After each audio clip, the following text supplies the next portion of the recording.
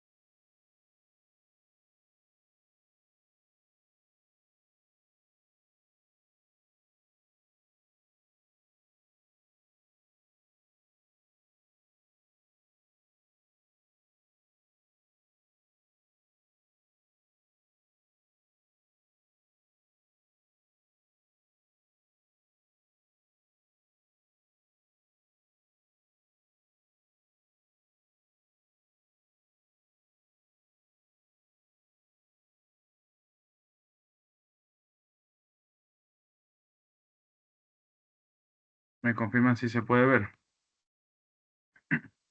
Sí, sí se ve.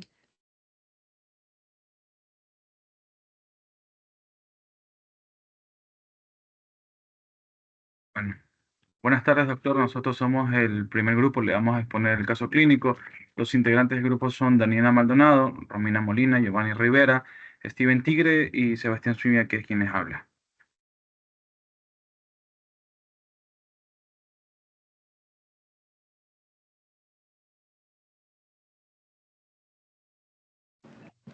Este, para empezar está la historia clínica urológica. En los datos de afiliación del paciente es un paciente masculino de nacionalidad ecuatoriana.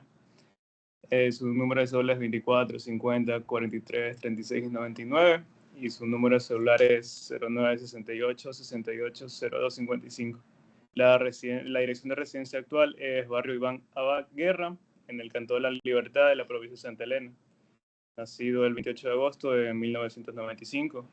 La fecha de ingreso fue el 20 de mayo de 2025, tiene edad de 29 años, raza mestiza, grupo sanguíneo positivo. Su ocupación principal es taxista, su estado civil es de unión libre, de religión católica y la escolaridad es de bachiller.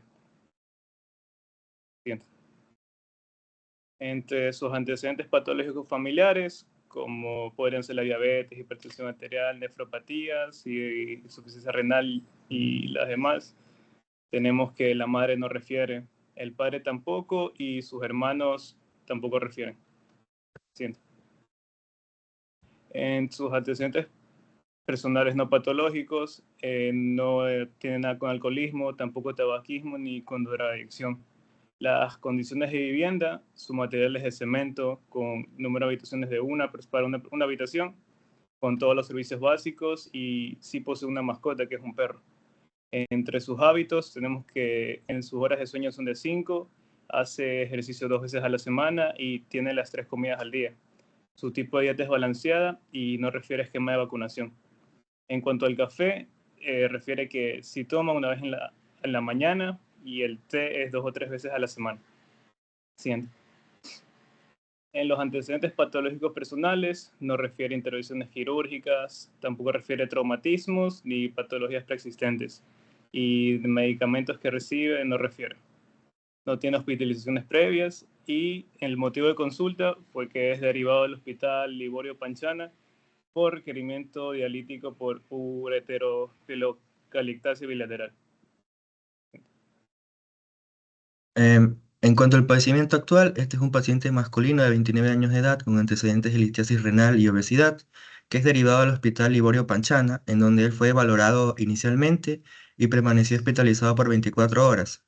El paciente refiere un cuadro clínico de aproximadamente un mes de evolución, caracterizado inicialmente por malestar general y dolor abdominal tipo cólico, que se encuentra localizado en la región lumbar bilateral con irradiación hacia la fosa ilíaca derecha, intensidad de 8 de 10 en escala EVA, y que posteriormente el cuadro se acompaña de disuria progresiva, hematuria macroscópica, oliguria, fiebre cuantificada en 38 grados, escalofríos, náuseas y vómitos.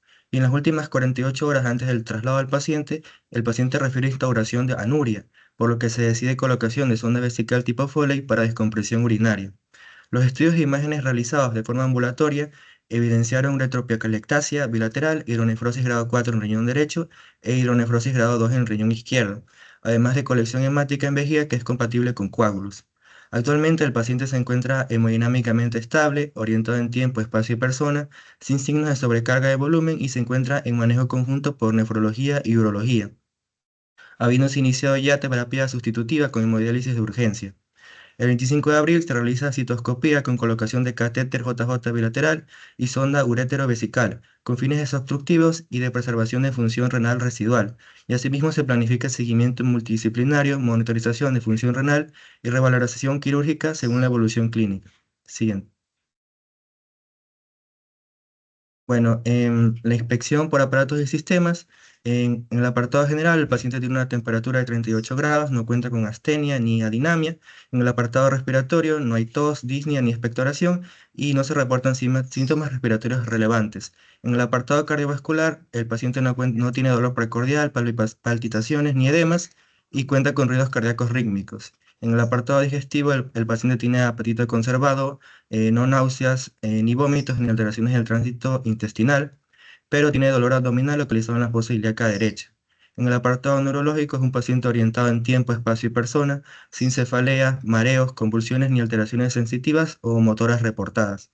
En el apartado musculoesquelético no se reportan artralgias ni debilidad muscular y el paciente cuenta con una fuerza muscular conservada en ambas extremidades. Y en el apartado genitourinario, el paciente en el apartado de micciones en frecuencia tiene no, ya que cuenta con una sonda vesical, el color amarronado, cuenta con hematuria. La secreción ureteral vaginal no refiere síntomas irritativos ni obstructivos, no cuenta con dispareunia, no tiene disfunción sexual y siguiente.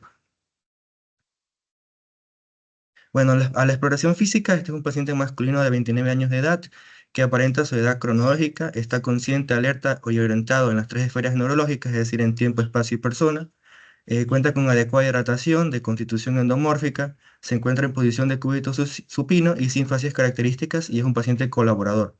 En signos vitales tiene una frecuencia cardíaca de 90 latidos por minuto, una tensión arterial de 130-80 milímetros de mercurio, temperatura de 36 grados y una frecuencia respiratoria de 20 por minuto. En el apartado de la inspección de la cabeza, el paciente es normocéfalo, sin lesiones visibles, pupilas isocóricas y reactivas a la luz y mucosas orales húmedas. En el apartado del cuello se encuentra con la presencia de una vía venosa central yugular derecha que se encuentra en buen estado y sin signos de inflamación o sangrado. Cuenta con tráquea central, sin adenomegalias palpables, pulsos carotídeos presentes y simétricos. En el tórax es un tórax simétrico con adecuada expansión, murmullo vesicular presente bilateralmente, ruidos cardíacos rítmicos, neurofonéticos y sin soplos. En el abdomen es un abdomen blando depresible, doloroso la palpación profunda en la fosa ilíaca derecha, no se palpan masas ni megalias, cuenta con peristalsis conservada, no hay signos de irritación peritoneal y hay presencia de la sonda Foley en posición y funcional. En las extremidades ambas son simétricas, sin edemas, ni cianosis, ni signos de trombosis y cuenta con pulsos periféricos presentes y conservados. En el apartado neurológico el paciente está alerta, orientado en tiempo, espacio y persona, pares craneales sin alteraciones evidentes y con fuerza y sensibilidad conservadas en las extremidades. Siguiente. Bien, en cuanto a datos de laboratorio, el 20 de abril se realizaron los primeros exámenes desde que ingresó al hospital, en el cual podemos observar algunos rangos fuera de normal. Como podemos observar, el paciente presenta una acidosis metabólica severa, evidenciada por un pH bajo de 7.19, un bicarbonato muy reducido de 12.10 y un exceso de base negativo de menos 16.40. Estos hallazgos indican una acumulación de ácidos o una pérdida importante de bases dentro de nuestro organismo. Como mecanismo compensatorio, se observa una disminución del PCO2. Además, si podemos observar, la hemoglobina está baja por un hombre, que es de 11.30, lo que sugiere anemia leve a moderada y también presenta una pequeña hipercloremia. Ahora, si nosotros realizamos un análisis de estos hallazgos de laboratorio, estos evidencian complicaciones típicas de una disfunción renal avanzada que tiene nuestro paciente.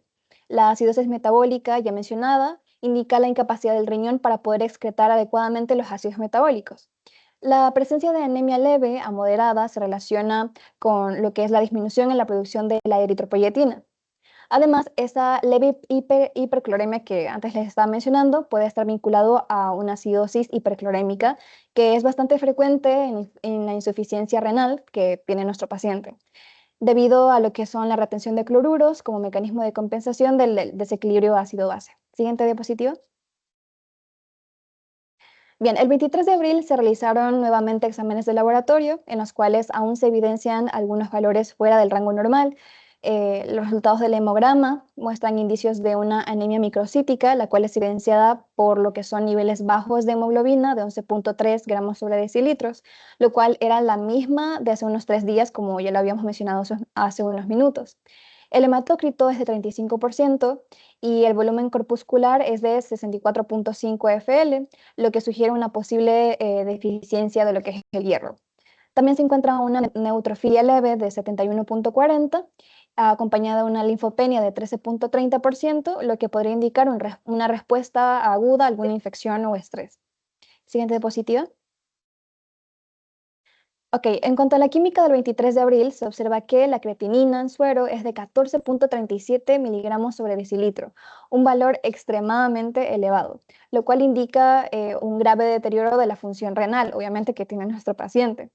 El hecho de que el paciente tenga un solo riñón funcional, que es el derecho, además de estar afectado por una hidronefrosis, agrava lo que es el pronóstico, ya que hay una retención de desechos metabólicos en el cuerpo. Siguiente. Ah, no, la de atrás. Más abajito hay un cuadrito de química que es del 29 de abril, que es el último examen que pudimos ver de nuestro paciente, en el cual se observa que todo está normal, a excepción de la creatinina en suero, que es de 4.46 miligramos sobre decilitros, que aunque sigue siendo un valor bastante elevado, representa una mejora significativa en comparación con el valor de antes, que era de 14.37 miligramos sobre decilitro, por lo que eso indica una respuesta positiva ante el tratamiento médico del hospital. Siguiente. Bueno, a leves rasgos tomográficos, que es lo que se muestra aquí en pantalla, tenemos una tomografía computarizada sin contraste, con una ventana abdominal en la que llamativamente podemos observar una hidronefrosis bilateral, tanto el riñón izquierdo como el riñón derecho. Es más marcadamente elevada en el riñón izquierdo, lo que sería la presencia de esta dilatación bilateral renal. Y a su vez tenemos aquí estas imágenes hiperdensas que corresponderían a los litios o cálculos renales que están justamente en los cálices renales. Ok, aquí tenemos la otra imagen y, perdón, aquí justo abajo también podemos observar la presencia de dos litos en los uréteres distales, serían justamente los segmentos inferiores previo a la vejiga. Aquí podemos observar en el riñón izquierdo, se puede apreciar la presencia de múltiples litos que se van a ir depositando en los uréteres, lo que lleva a las complicaciones como en este caso la hidronefrosis. Y más sobre todo en el riñón derecho, que hay mayor cantidad de litos de diferentes tamaños y formas que van a exacerbar el cuadro clínico de nuestro paciente. Bueno, tenemos en cuanto al informe imagenológico de la tomografía computarizada simple de ventana abdominal con un corte coronal. En el riñón derecho podíamos ver en la imagen que estaba aumentado de tamaño con un parénquima heterogéneo. No se observaba imágenes que sugirieran quistes y tenía numerosos litos puntiformes en los cálices medio inferior con ectasia calizopelia. En el riñón izquierdo se veía también que está aumentado de tamaño y en su polo superior se observa una masa corticomedular de densidad heterogénea y sus bordes estaban lobulados con áreas de degeneración quística o necrosis. Además, se aprecia numerosos litos puntiformes en el cáliz medio e inferior y también se veía la marcada ectasia pielocalicial y se recomienda correlacionar con un estudio de contrastado. Siguiente. En el uréter derecho se observa dilatación también y la presencia de lito puntiforme en el segmento inferior, y en el uréter izquierdo se observa también una dilatación con presencia de litio de menor tamaño en el segmento inferior. Siguiente. Bueno, como diagnóstico, según el reporte de imagen, podemos sugerir que tiene una litiasis renal bilateral, una hidronefrosis bilateral, también presenta una masa renal izquierda y una litiasis ureteral bilateral obstructiva. Siguiente. Bueno, para el plan terapéutico tenemos tantas medidas generales como un tratamiento específico. Antes que nada, se recomendaría también realizar estudios ecográficos de ultrasonido para justamente ver el grado de hidronefrosis que presentan los riñones. Aparentemente en la tomografía se ve con mayor severidad el riñón izquierdo que el derecho, pero un estudio tomográfico nos limita para llegar a la clasificación de qué tan avanzado se encuentra la hidronefrosis. Entonces, en cuanto a las medidas generales, tenemos que empezar con antibiótico-terapia empírica, debido a que el cuadro clínico inicial sugiere una infección, y al presentarse fiebre cuantificada en 38 grados, pues nos resalta una infección de vías urinarias superiores. Entonces, habría que empezar el tratamiento de antibiótico-terapia de forma empírica, obviamente previo hasta el resultado del urocultivo, que habría que realizar de igual manera, pero por lo menos cubrimos este esquema antibiótico 3 días hasta que salga el, el urocultivo. Igual la ceftriaxona corresponde también a un esquema empírico, debido a que es contra los bacilos gram negativos que se encuentran usualmente en las vías urinarias.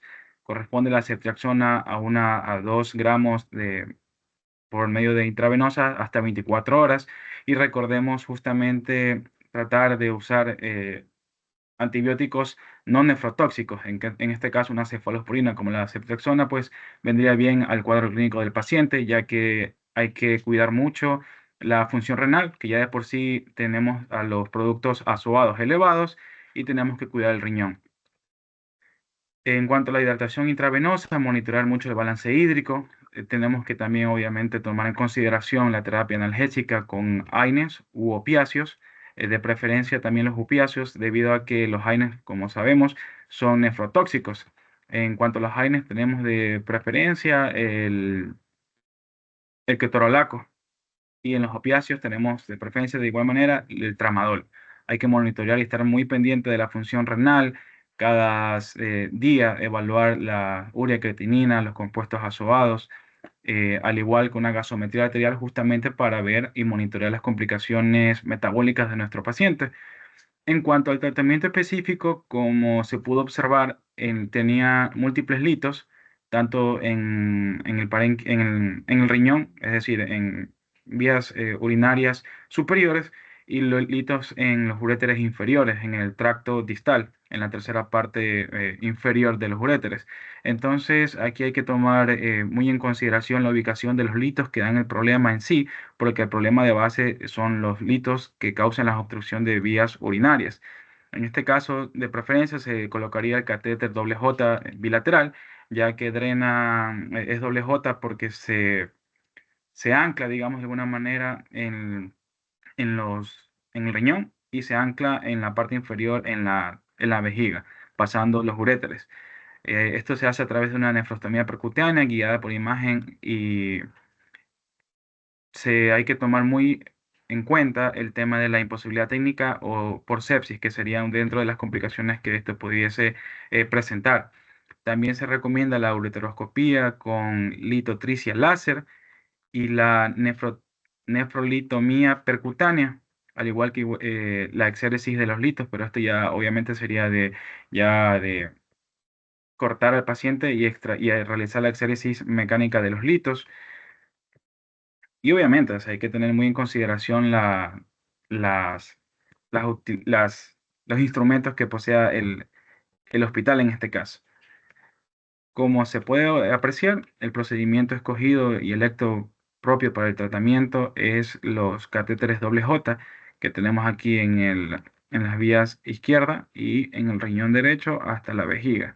Como mencioné, son doble J ya que aquí hacen unas vueltitas a manera de J y tanto aquí abajo, lo mismo en el riñón izquierdo y en la vejiga que se ancla debido a la vueltita, ¿no? Básicamente es un anclaje de tipo mecánico. Esta es una radiografía realizada el 25 de abril y como indicó mi compañera Maldonado, hay una gran mejoría en cuanto a la bajeza que era de 14 de creatinina hasta 4, es decir, que el tratamiento sí fue efectivo en cuanto a la descompresión urinaria se refiere. Dentro de las elecciones también para los catéteres doble J, se escogió justamente este debido a que dentro de los criterios, pues se toma en consideración las patologías metabólicas que presenta el paciente y las afecciones sistémicas, como en el caso de infecciones. Entonces, dentro del control, tenemos el control imagenológico con eco o una TC a las 4 o 6 semanas posterior al procedimiento, en este caso de los catéteres, la monitorización constante de la función renal y la evaluación urológica periódica para la detección de recidiva de la patología. Y a su vez, obviamente, pues los catéteres de continuidad del problema se cambiarían en un periodo hasta de 12 semanas para evitar las infecciones. Gracias, doctor, por su atención.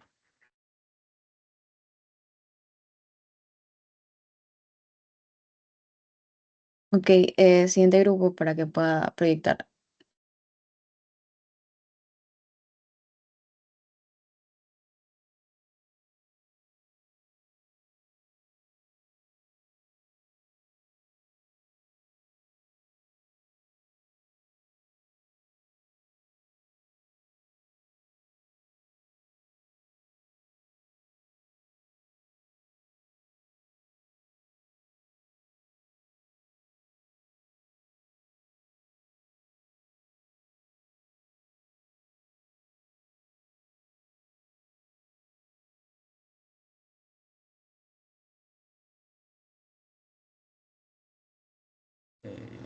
Ya están para...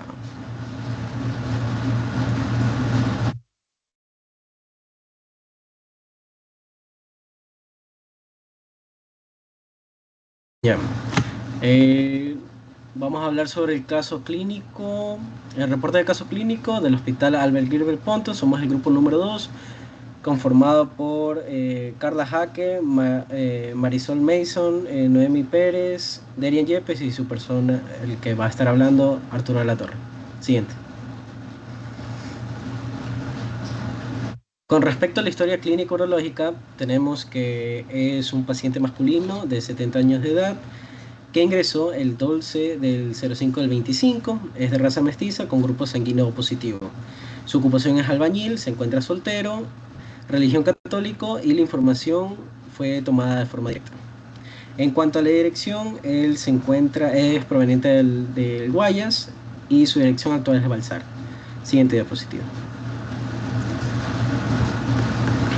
Con respecto a antecedentes patológicos familiares, no son tan necesarios ya que el paciente no refirió a ninguno, ni siquiera de padre, madre o hermanos. Siguiente. Por consiguiente, en los antecedentes personales no patológicos tenemos alcoholismo, tabaquismo y drogadicción. Solamente refirió los primeros dos, alcoholismo y tabaquismo, el alcoholismo moderado, y el tabaquismo indicó que desde los 18 años fumaba 3 cigarrillos, con un porcentaje de 7.8 en el índice tabáquico menor a 10. Por consiguiente, en condiciones de vivienda tenemos que él se encuentra en una casa de cemento, tiene todos los servicios básicos, el número de habitaciones son 2, no posee mascotas. En cuanto a hábitos, tiene un buen sueño, no refiere ejercicio, 3 comidas al día y son comidas hipercalóricas. Siguiente diapositiva. En cuanto a la historia clínica urológica, tenemos que el paciente en intervenciones quirúrgicas hace 22 años tuvo una apendicectomía, no sufrió traumatismos y patologías preexistentes. Tenemos que el paciente sufre de diabetes mellitus tipo 2, hipertensión arterial e insuficiencia renal crónica hace 8 años. Y medicamentos realmente él no refiere haber recibido para la diabetes, pero para la hipertensión sí enalapril y para insuficiencia hemodiálisis. Y en cuanto a hospitalizaciones previas, tenemos una en Balsar y refiere que fue por consulta externa por globo vesical. Listo, continuando con lo que es el motivo de consulta del paciente, el paciente ingresó por anuria, disuria, mareo y dolor inguinal. La siguiente.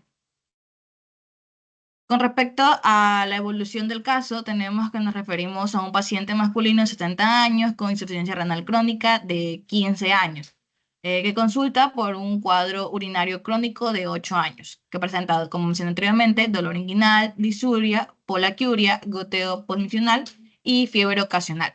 En los últimos meses, los síntomas se intensificaron, con dificultad progresiva para orinar y los episodios de retención que requirieron colocación de lo que es una sonda vesical en estas 2 ocasiones. El 18 de abril, este paciente fue hospitalizado por imposibilidad para orinar y fiebre. Se inició el manejo con antibióticos y se colocó sonda, encontrando también drenaje cero hemodinámico.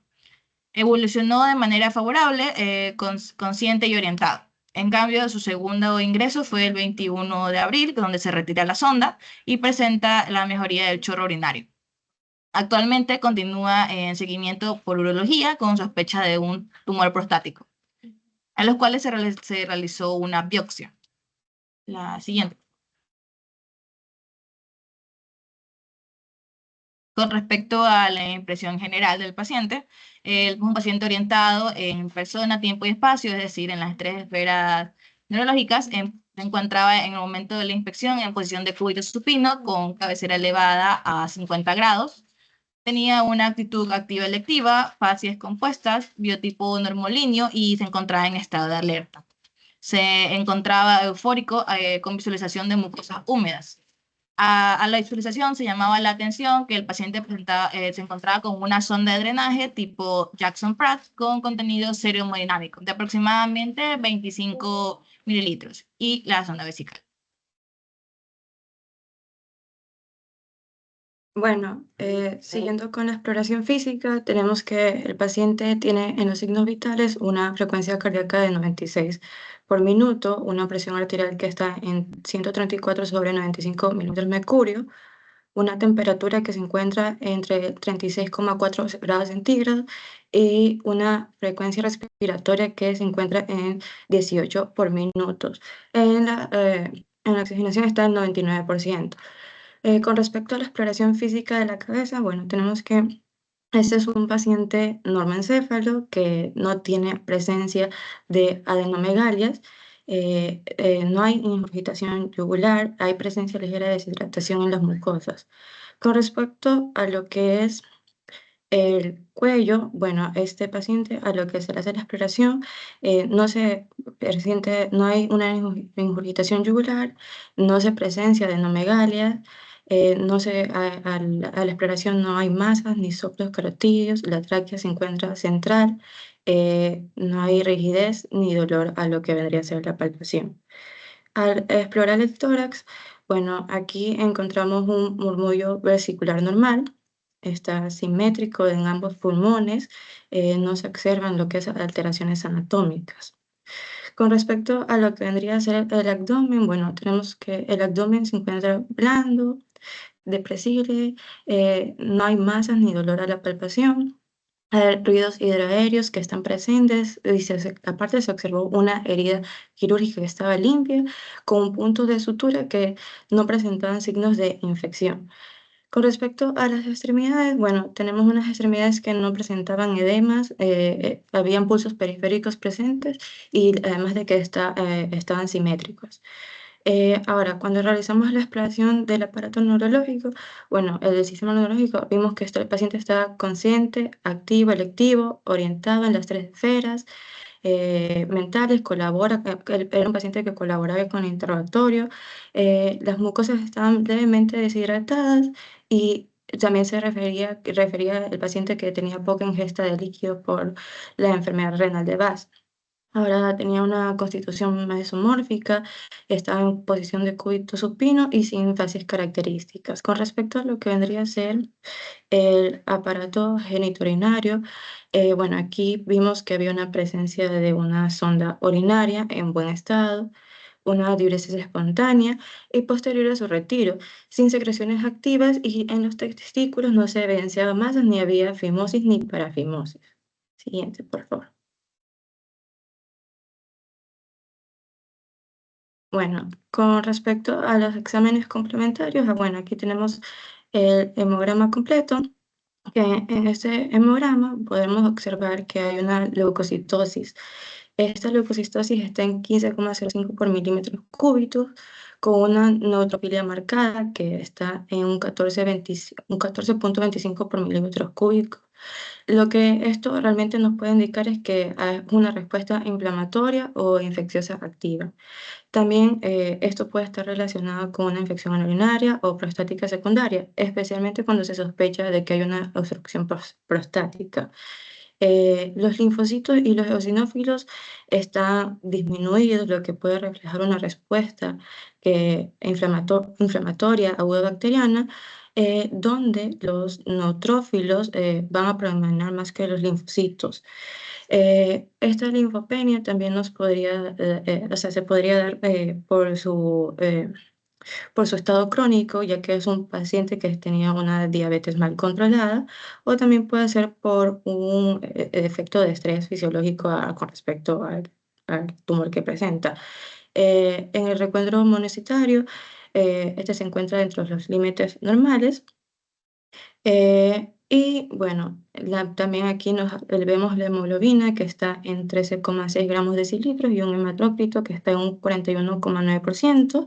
Esta se mantiene dentro del rango normal, aunque está en un límite inferior. Y esto podría estar indicando de que podría haber una posible anemia normocítica, normocrómica, lo cual en pacientes con cáncer o enfermedades crónicas, como lo que es la diabetes, se podría presentar. ¿Y qué podría progresar si no se controla?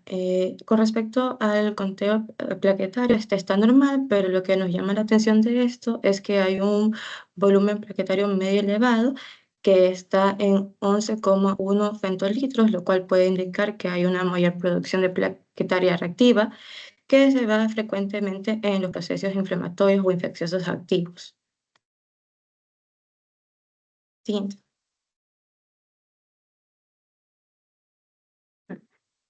Bueno, continuando con los exámenes complementarios, ahora en la valoración de la función renal tenemos la creatinina sérica y la tasa de filtrado glomerular.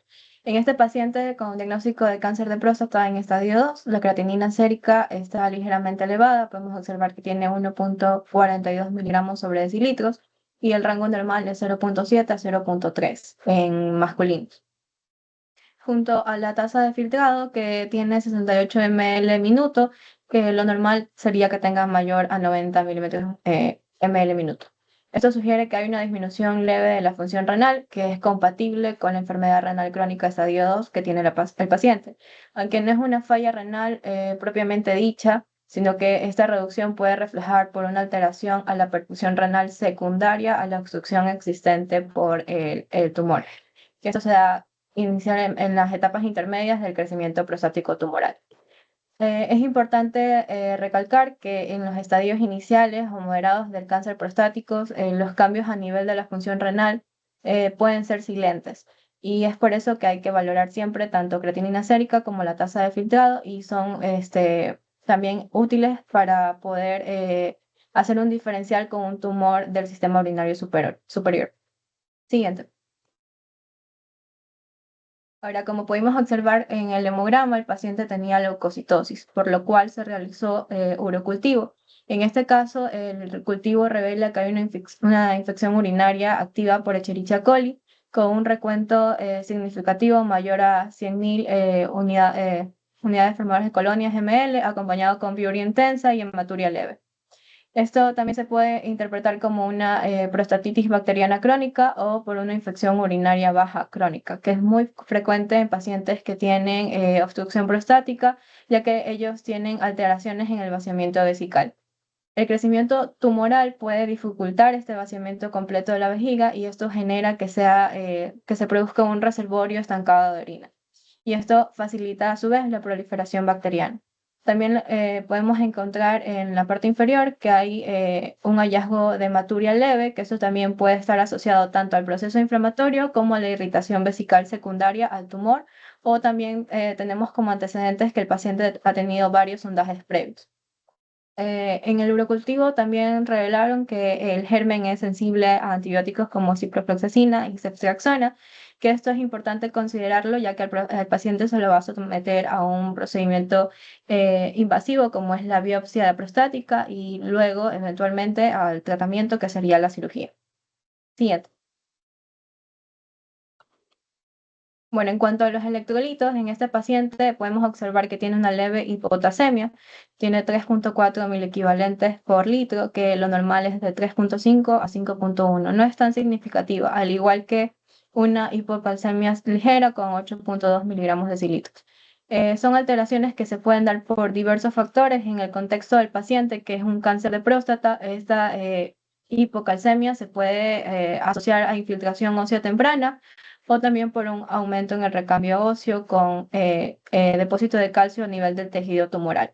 También el potasio bajo puede ser resultado de los diuréticos, alimentación insuficiente o pérdida urinaria excesiva, por lo que el paciente al inicio manifestaba que tenía síntomas urinarios crónicos como la poliuria. Aunque el sodio y el cloro están dentro del rango normal, sí es importante evaluar todos los electrolitos para el tratamiento y sobre todo si posteriormente se inicia el tratamiento de quimioterapia. Siguiente. Bueno, en cuanto a la química sanguínea, tenemos una glucosa en ayunas con un valor de 111 miligramos por decilitros, que si bien el rango superior normal es hasta 110, en este paciente nos puede ya indicar una glicemia alterada en ayunas. Recordemos que era un paciente diabético y esto nos puede decir que el paciente no tiene un control como tal de su patología de base, además de que en el interrogatorio el paciente refirió que no estaba tomando un tratamiento como tal para diabetes.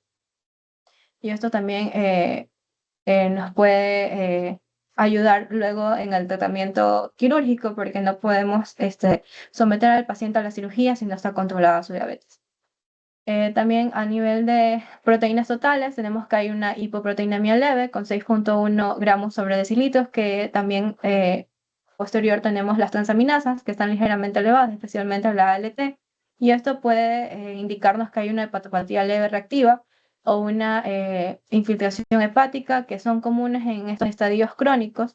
En pacientes con cáncer, el hígado puede tener alteraciones secundarias tanto a medicamentos, a la inflamación sistémica, o también pueden ser por metástasis subclínica. Luego tenemos los triglicéridos, que esos también están elevados, tenemos 195 miligramos sobre decilitros, que eso nos puede indicar que el paciente tiene un síndrome metabólico coexistente, que efectivamente el paciente tiene diabetes, y también podemos asociarlo que en adultos mayores con un tipo de neoplasia y que él también tiene un estilo de vida sedentario. Esto es importante valorar en preoperatorio, ya que esto puede influir en el riesgo cardiovascular del paciente. Siguiente. Continuando con el tiempo de protrombina, podemos ver que se encuentra dentro de los límites normales, siendo el valor del TP 13.5 y del INR 1.1. Esto nos indica que tiene la función de la vía extrínseca de coagulación totalmente conservada. Esto en un contexto de una posible intervención quirúrgica o también por un posible procedimiento invasivo o incluso una biopsia. No tenemos una contraindicación directa como tal desde el punto de vista hematológico. No obstante, se debe mantener cierta vigilancia si se inicia terapia hormonal o si incluso se aparecen signos de disfunción hepática mucho más marcados, ya que el hígado produce la mayoría de los factores de coagulación. Siguiente. En cuanto al ultrasonido pélvico, podemos encontrar diferentes hallazgos compatibles con un adenocarcinoma prostático localizado. Este se encuentra confinado dentro de la próstata y en su estadio clínico podemos evidenciar el estadio T2. Este no tiene signos de ultrasonográficos de extensiones extracapsulares y se recomienda cierta correlación con estudios histopatológicos como tal en una biopsia y los marcadores tumorales como el PSA. Esto para confirmar el diagnóstico y la estratificación completa. En este ultrasonido podemos encontrar la próstata aumentada de tamaño, tiene la presencia de uno más áreas hipoecoicas.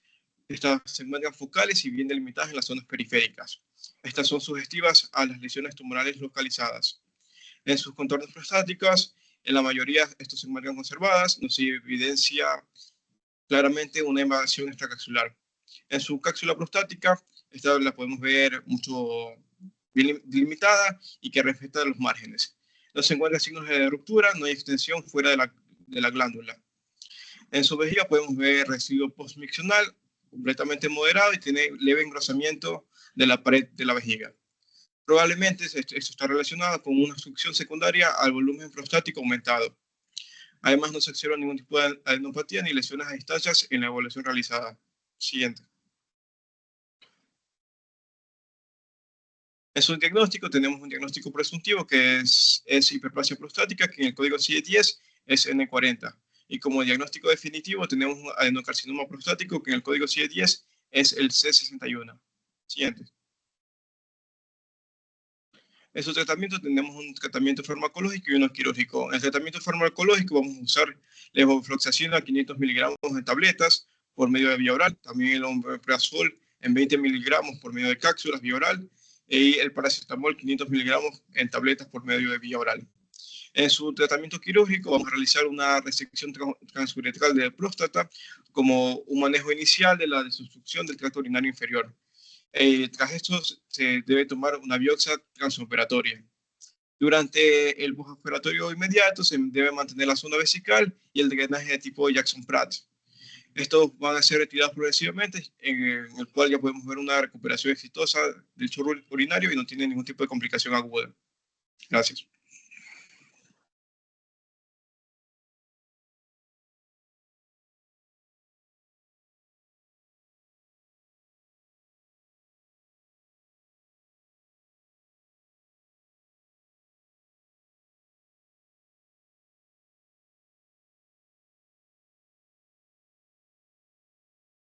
¿Me confirman si se ve, por favor? Sí, sí se ve. Bueno, buenas tardes con todos. Nosotros somos el grupo 3, conformado por Carolina Archie, Eduardo Ley, Doménica McCliff, Isaac Piedra y mi persona Karen Muelo. Comenzando con el caso clínico, tenemos primero los datos de filiación. Anamnesis, apellidos y nombres: Alejandro Juana María, nacionalidad ecuatoriana, dirección de residencia actual, Ciudadela Huancavilca, Cantón Guayas, provincia Guayas. Nacimiento: Guayaquil, 25 de abril de 1971. La fecha de ingreso fue el viernes 25 de abril de 2025, edad 54 años, sexo femenino, raza mestiza, grupo sanguíneo O positivo, ocupación asesora de ventas, estado civil casado, religión católica, escolaridad bachiller, información proviene de la paciente. Dentro de sus antecedentes personales patológicos tenemos los quirúrgicos. Tiene 3 cesáreas, la última fue hace 20 años, y una pielolitotomía de riñón izquierdo que fue el 3 de octubre del 2024.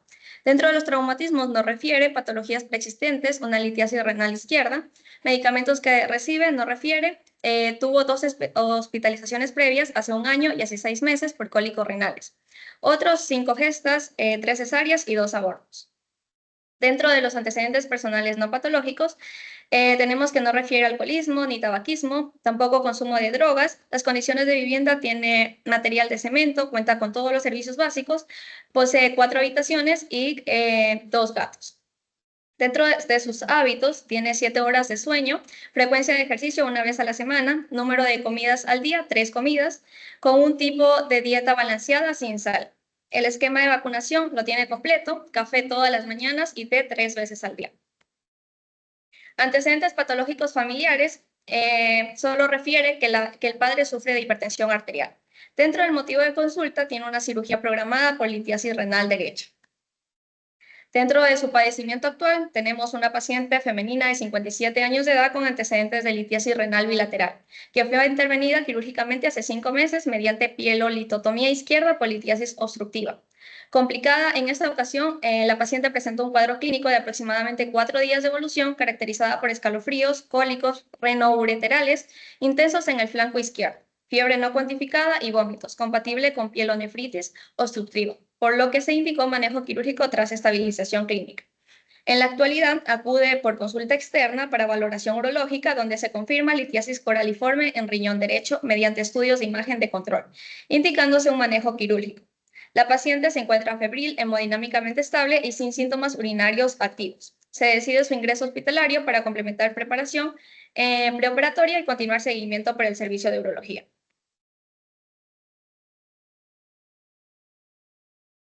Ya. En cuanto al interrogatorio por aparatos y sistemas, durante la valoración integral de la paciente se realizó un interrogatorio sistemático que no reveló alteraciones relevantes en los principios aparatos y sistemas. Bueno, en cuanto al aparato general, vamos a tener que la paciente no presenta fiebre y niega síntomas como astenia o adinamia. En el respiratorio, pues niega tos, disnea, expectoración o dolor torácico, no refiere infecciones respiratorias recientes. En cuanto al cardiovascular, no hay antecedentes personales de enfermedades cardiovasculares, niega palpitaciones, dolor precordial o edemas periféricos.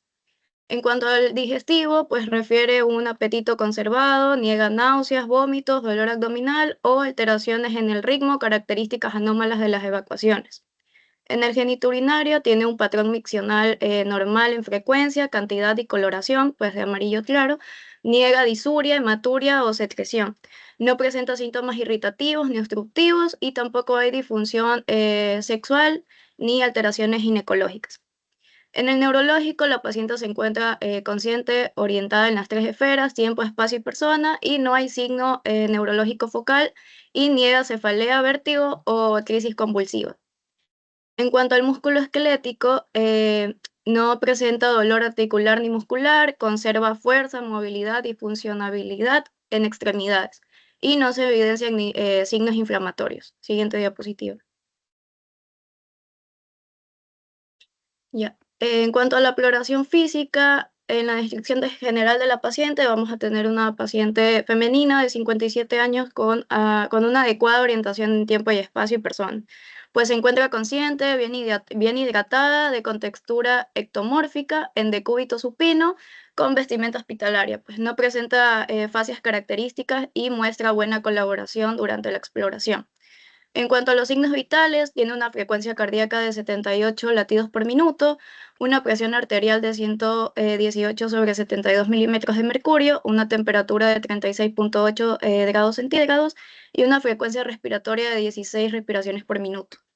En cuanto a la cabeza y cuello, pues tiene una cabeza normocéfala, sin lesiones ni signos de trauma, pupilas isocóricas y normorreactivas a la luz, mucosas orales bien hidratadas, cuello sin adenopatías ni rigidez de nuca y una tiroides no palpable. En el tórax vamos a tener sobre la inspección un tórax simétrico, sin deformidades, la palpación expansión torácica conservada, la percusión sonoridad bilateral y la auscultación de un murmullo vesicular presente y bien distribuido sin ruidos agregados.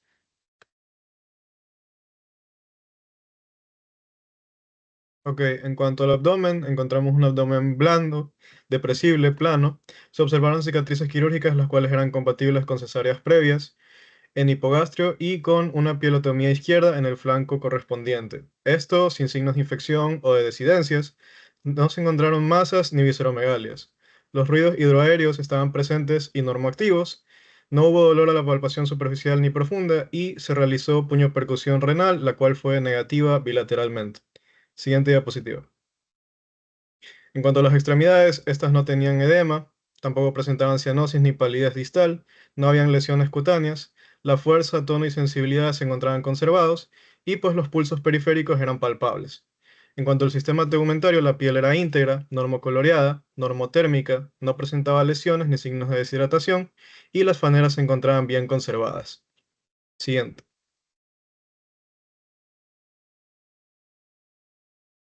Ya, continuando con los exámenes complementarios, a la paciente se le realizó una biometría hemática completa, una química sanguínea y tiempos de coagulación sanguínea. Haciendo el análisis de estos valores, encontramos que en la biometría hemática completa, los parámetros de hemoglobina de 9.6 gramos por decilitro, de hematócrito de 30.7 y el recuento de eritrocitos de 3.55 están disminuidos. Y esto es compatible con una anemia normocítica normocrómica, ya que el volumen corpuscular medio de 92.7 femtolitros están normales. Probablemente esta anemia se deba de tipo crónica o inflamatoria. Puede estar relacionada con la enfermedad renal crónica secundaria de litiasis recurrente o a pérdida sanguínea no evidente. En la línea blanca encontramos unos leucocitos totales de 7.33 microlitros, los cuales están dentro de rangos normales, con recuento diferencial también de dentro de los parámetros normales, los cuales son los neutrófilos, los linfocitos, los eosinófilos, los monocitos y los basófilos. Esto sugiere una ausencia de infección activa al momento del examen, lo cual es clínicamente concordante con un paciente afebril y sin síntomas urinarios. Y además las plaquetas están normales con 286 microlitros. En la química sanguínea tenemos una glucosa en ayunas de 96 miligramos por decilitro, lo cual es normal, y una creatinina de 1.71 miligramos por decilitro. Este valor está elevado, lo que indica una posible disfunción renal leve a moderada y que puede estar relacionada con la enfermedad litásica bilateral crónica de la paciente. Si se compara con valores previos, si es que los hubiera, sería útil para determinar progresión o estabilización de la función renal. En mujeres, el límite superior suele ser de alrededor de 1.2 miligramos por decilitro y este hallazgo justifica un monitoreo estricto en el perioperatorio.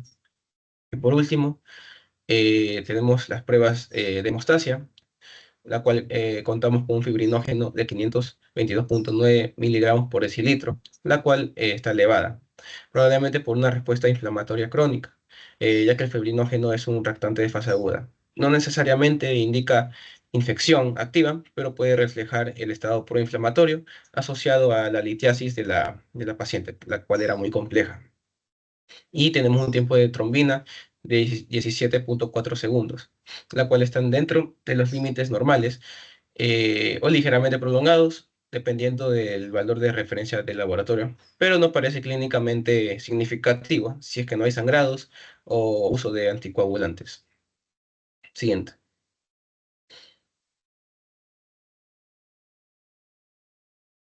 Ok, continuando con lo que son las imágenes, tenemos un neurotac. Aquí tenemos la primera, tenemos una imagen de un corte coronal, que específicamente de la pelvis renal derecha. Aquí vamos a identificar una masa hiperdensa de contornos irregulares de gran tamaño que va a ocupar todo lo que por completo la pelvis renal derecha y se extiende hacia múltiples cálices. Con configuración arboriforme, también característica de la litiasis carotiforme completa. Tenemos que hay una densidad cálcica alta, por lo que vemos blanco, compatible con oxalato o fosfato de cálcico. No se observan dilatación importante del sistema colector en el corte que podemos apreciar aquí. Y no hay signos evidentes de edema perinefrítico o estriación grasa que sugieran alguna infección activa que tenga el paciente. Entonces, en sí, tenemos una litiasis coraliforme derecha extensa que compromete el sistema pielocalicial. Siguiente. Ya. Aquí, en cambio, tenemos la pelvis renal izquierda. Asimismo, se evidencia asimetría en ambos sistemas colectores. El riñón izquierdo muestra una discreta dilatación de lo que es la pelvis renal izquierda, con adelgazamiento del parénquima en la región medial. Tenemos también un estrechamiento, se puede ver un estrechamiento visible en la unión pielo-ureteral izquierda, con una reducción abrupta del calibre sin evidencia de litiasis en el lumen ureteral. También esto es compatible con estenosis adquirida en cirugía renal previa, que es una pielolitotomía. La siguiente.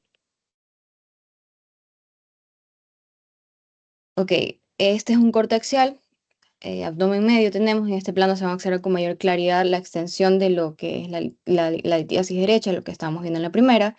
imagen, aquí podemos observar, bueno, vemos una imagen de hiperdensas, múltiples con distribución de coraliformes, ocupando el sistema pielocalicial derecho. Tenemos también una buena, o se puede ver bien el parénquima renal que está circundante, que parece que está parcialmente estrecho, un poco delgado. Y bueno, aquí no vemos o no se puede apreciar si hay signos de hidronefrosis ni líquido periférico. Siguiente. Ok. Ya. En cuanto al manejo quirúrgico y la resolución del caso, pues, ¿cuál fue el tratamiento definitivo que se realizó? Pues, dado el diagnóstico de litiasis coraliforme derecha completa y el antecedente de la paciente de nefropatía obstructiva izquierda que fue tratada quirúrgicamente, se decidió intervenir a la paciente mediante una nefrolitotomía percutánea derecha, el cual es el procedimiento de elección por lo general para estos casos. En cuanto a los resultados de esta, pues la intervención fue realizada con éxito, se logró la extracción completa del cálculo, como podemos apreciar en la imagen, no se reportaron complicaciones intraoperatorias, se colocó posteriormente un catéter doble J para garantizar el drenaje ureteral postquirúrgico, la función renal se mantuvo conservada, la diuresis fue adecuada posterior a la cirugía y el dolor postoperatorio fue controlado con analgesia estándar. Tampoco hubo fiebre ni signos de infección urinaria y posteriormente se realizó a manera de control una radiografía KV de pie. Esta radiografía pues es una radiografía simple de abdomen enfocada en el aparato urinario. Se utiliza por lo general para la evaluación de estructuras anatómicas del sistema urinario como riñones, uréteres, vejiga, etc. Y para evaluar la posición de dispositivos como pues en este caso los catéteres doble J.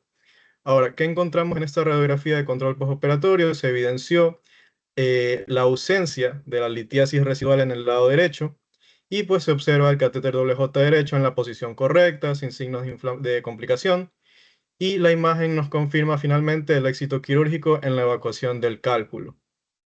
Gracias.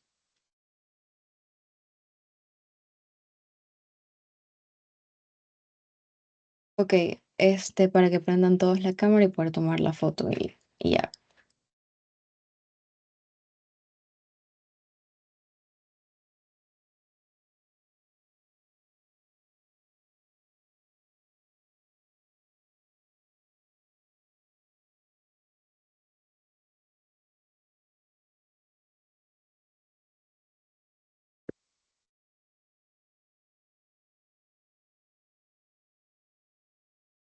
Isaac, mira la cámara.